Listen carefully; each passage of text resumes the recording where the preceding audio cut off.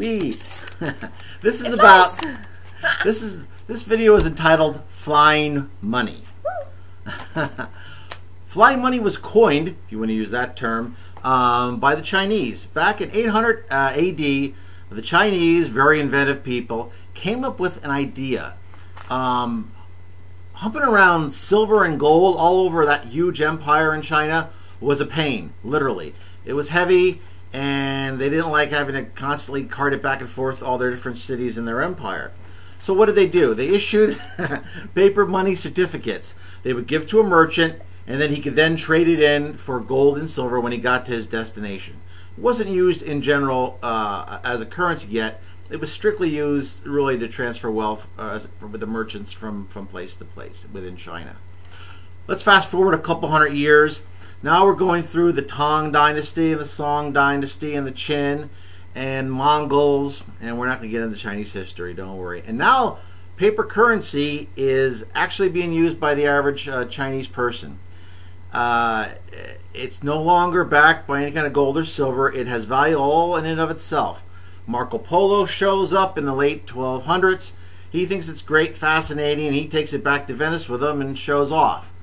Meanwhile, by around 1309 AD, the yuan, as it was called at that point, and still is to this day, had depreciated 1,000%, and it was now virtually useless.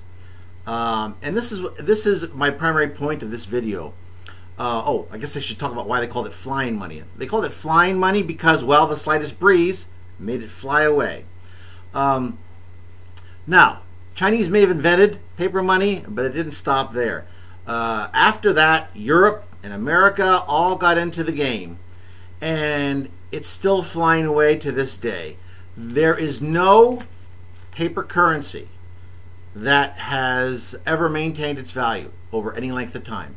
All paper currencies in every country in the world have either A, gone through inflation, or B, eventually become absolutely worthless. In other words, they reverted to their natural worth, which was a piece of paper, which can be used for, well, in the bathroom, but typically that's it. That's its worth.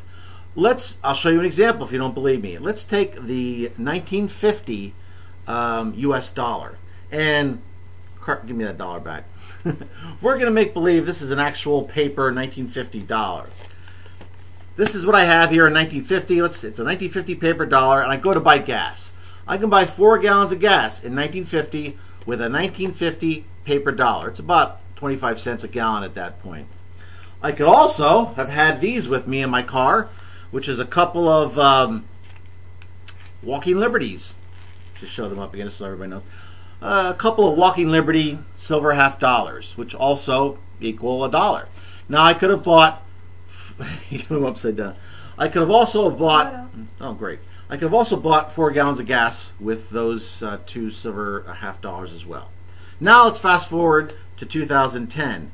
Now my dollar that I dug up from 1950, my paper dollar, who my daughter keeps taking, she must think it's worth something.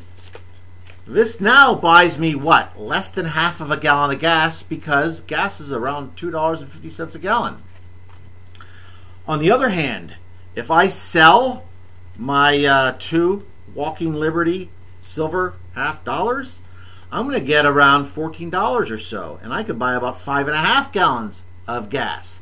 What is that? That's called holding your value. This is called inflation. This is called devaluation of currency. Yeah, same thing here. This is also called devaluation. Paper money. It will always die. It will always become worthless. Even the United States, let's face it, from 1950 to the present, we are the mightiest nation on earth. And we still lost a ton of value in our currency. What's going to happen when we're not the mightiest nation anymore? I can tell you it's a lot worse. One thing I can promise you, and I'm not Nostradamus here, is that one day this thing will be worth 0. Nothing. The only thing I can't tell you is exactly when. I can't tell you whether it's going to be tomorrow, a year from now, 10 years from now, 50 years from now. But it will be worth 0 one day. How do I know that? Because it has happened with every paper currency in history starting back with the Chinese 1,000 years ago, and it has not stopped, and it will one day become 0. And that's the end of the video. Okay, taking that and